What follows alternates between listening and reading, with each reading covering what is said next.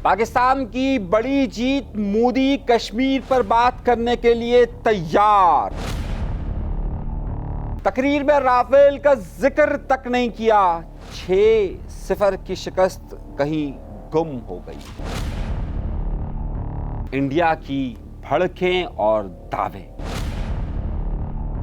अपने प्रोग्राम का बाकायदा आगाज करते हैं अपने परवरदिगार के शुक्र से, लेकिन बहुत अहम खबर के बाद बिल आखिर चूहा बिल से बाहर आ गया, लेकिन बहुत ही डरा हुआ और सहमा हुआ। तुम हमारे यहाँ चार दीवारी में दाखिल नहीं हो सकते। मैं जिस चूहे की बात कर रहा हूं, ये इंडिया का वजीर आजम मोदी है, जो कि 22 अप्रैल के वाक़े के बाद सिर्फ एक दिन 23 तारीख को बिहार में नजर आया और उसके बाद अपने बिल से बाहर बिल्कुल भी नहीं निकला। लीडर इनका आता नहीं है, ये बेचारे पीछे कवाल जो है तालियां मारने बैठे हुए यहाँ पे। Pakistanis listen to this, stop watching. इस मोदी ने एक तकरीर की और उस तकरीर में बहुत सारे अहम सवालात भी उठाए गए और बहुत सारे अहम नुक्ते भी उठाए गए हैं। जो बहुत अहम सवालात हैं वो ये है कि मोदी ने अपनी पूरी तकरीर के अंदर पहलगाम वाक़े का कोई भी सबूत पेश नहीं किया। हमने तुमसे दूरी इख्तियार कर ली। जहां पर दूसरा अहम नुक्ता ये था कि उसने सिर्फ और सिर्फ दावे किए, लेकिन कहीं पर भी राफेल की तबाही का जिक्र नहीं किया। आज के प्रोग्राम में हम मोदी की पूरी तकरीर को जहां सामने रखेंगे, वहीं पर इस अहम नुक्ते को भी सामने रखेंगे कि बिल आखिर मोदी कश्मीर पर गुफ्तगू करने के लिए तैयार हो गया।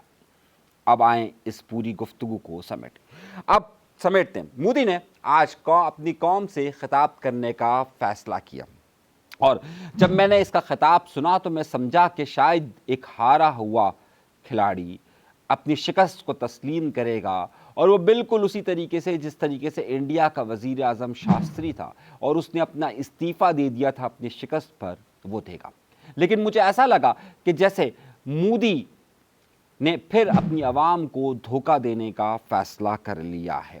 उसने अपनी गुफ्तगू का आगाज़ यहाँ से किया कि उन्होंने जो ऑपरेशन सिंदूर लॉन्च किया, उसका बुनियादी मकसद दहशतगर्दी का खात्मा और उनके ट्रेनिंग सेंटर्स का खात्मा था।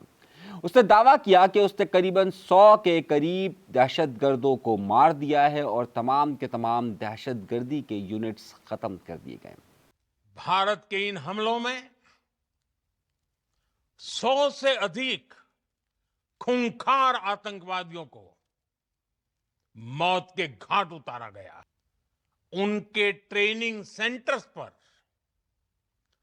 सटीक प्रहार किया। ये एक धोखा, ये वही धोखा है कि जो उसका मीडिया देता रहता है। दर हकीकत आपको, हम सबको इस बात का बहुत अच्छी तरीके से अंदाज़ा है कि जहाँ कहीं पर भी दहशतगर्दी की ये वाक़यात का लिबादा पहनाया जा रहा है, वहाँ पर तमाम के तमाम लोग वहाँ के मकामी रिहायशी थे जिसमें दहशतगर्दी का नेटवर्क मौजूद नहीं था। शायद ये अपनी आवाम को तो यहाँ धोखा दे सकता है, लेकिन ज़्यादा अरसे तक इन लोगों को बेवकूफ़ नहीं बनाया जा सकता। फिर उसने यहाँ पर दावा किया कि पाकिस्तान बौखलाहट का शिकार हो गया। भारत की इस कार्रवाई से पाकिस्तान घोर निराशा में गिर गया था, हताशा में गिर गया था, बौखला गया था।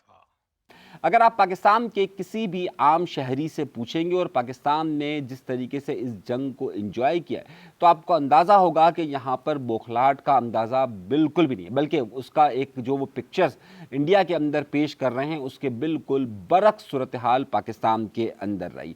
और उसने फिर कहता है कि भारत पर और जब पाकिस्तान पर ये हमले हुए तो पाकिस्तान की हुकूमत ने भारत का साथ देने के बजाय उन पर हमले कर दिए। अब यहाँ पर ये बात वो तस्लीम कर रहा है कि पाकिस्तान ने उन पर शदीद हमले किए। भारत की कार्रवाई का साथ देने के बजाय पाकिस्तान ने भारत पर ही हमला करना शुरू कर दिया। कहता है तिनके की तरह सारे मिसाइल बिखर गए। तो जरा ये बताइए कि जो कुछ भी पठानकोट के अंदर हुआ, जो कुछ भी सारा वहाँ सिलसिला हुआ, वो तिनके की तरह बिखरा या जो राफेल गिरा वो तिनके की तरह बिखरा? दुनिया ने देखा कि कैसे पाकिस्तान के ड्रोन्स, पाकिस्तान की मिसाइलें भारत के सामने तिनके की तरह बिखर गई। झूठ और झूठ, और इतनी इतनी वो जो अक्सर कहा जाता है ना कि झूठ इतनी ताकत के साथ बोलो कि वो लोगों को सच लगे, तो फिर झूठ बोलने की कोशिश की गई।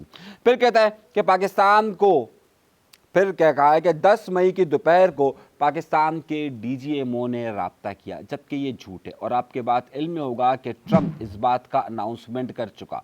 यहाँ पर मोदी ने ट्रंप के बारे में एक लफ्ज़ भी नहीं कहा, बल्कि इस बात का आपको अंदाज़ा होगा कि दोपहर के वक्त ट्रंप ने अनाउंसमेंट किया था और डीजीएमओ की बातचीत उसके बाद हुई थी। तो यहाँ पर एक बार फिर मोदी अपनी आवाम को झूठ और झूठ बोलने में रहा है। फिर उसने ये कहा, फिर उसने अगली बात कही, और अगली बात ये कही कि पाकिस्तान अगर बात होगी तो पाकिस्तान के ज़ेर इंतज़ाम कश्मीर पर बात होगी। देखिए, जब बात कश्मीर पर होगी तो फिर कश्मीर पर होगी, यानी कि पूरे कश्मीर पर होगी। अगर पाकिस्तान से बात होगी तो पाक ऑक्युपाइड कश्मीर, पीओके, उस पर ही होगी। हारे हुए खिलाड़ी ने बिल आखिर इस बात को तस्लीम कर लिया कि अब गुफ्तगू कश्मीर पर होगी, और ट्रंप ने बात गलत नहीं की। इसका मतलब यह है कि वो जो बिलावल ने कहा था कि या तो दरिया सिंध में पानी बहेगा या फिर खून बहेगा, तो वो बिलावल भुट्टोदारी से इतने मुतासिर नजर आए तो कहने लगे कि या तो दरिया में पानी बहेगा या खून बहेगा, वो दोनों एक साथ नहीं बह सकते। अब ये बात उन्होंने वहां पर कही है। पानी और खून भी एक साथ नहीं बह सकता। और अब जो सारी गुफ्तगू का जो नतीजा था वो ये था कि एक हारी हुई कौम को एक हारा हुआ लीडर ये बताने की कोशिश कर रहा था और फिल्मी दुनिया दिखाने की कोशिश कर रहा था कि जैसे वो जीत गया। अब यहाँ तो मोदी सरकार हार चुकी है, बल्कि मोदी हार चुका है, और वो अपनी हार को जीत में बदलने के लिए फिर एक नई कहानियाँ और एक नई तकरीर गाड़ रहा है। ये बात दुनिया ने तस्लीम कर ली कि पाकिस्तान ने इंडिया को 6-0 से शिकस्त दे दी है। अब कोई माने या ना माने, लेकिन हकीकत में यही है कि पाकिस्तान ने एक वाज़ेह बरतरी हासिल की है। मोदी की ये तकरीर इंतहाई इंतहाई इंतहाई इंतहाई ऐसा लगता था कि जैसे जहालत से भरपूर हो और लाइल्मी का शाहकार हो, और वो अपनी आवाम को सिर्फ दिलासा देना चाहता है। उसमें कहीं पर भी फैक्ट्स एंड फिगर्स पर कोई बात नहीं कही गई। जिस तरीके से पाकिस्तान ने जितनी भी प्रेस कॉन्फ्रेंस की, उसमें आदाद शुमार वाज़ेह तौर पर रख के कि कहाँ कहाँ क्या क्या किस किस तरह से नुकसान हुआ। इस हार के बाद अब मोदी का, जबकि पाकिस्तान के अंदर इसका जश्न मनाया जा रहा है, मोदी की हार एक बहुत बड़ा मसला बनेगी खुद मोदी हुकूमत के लिए।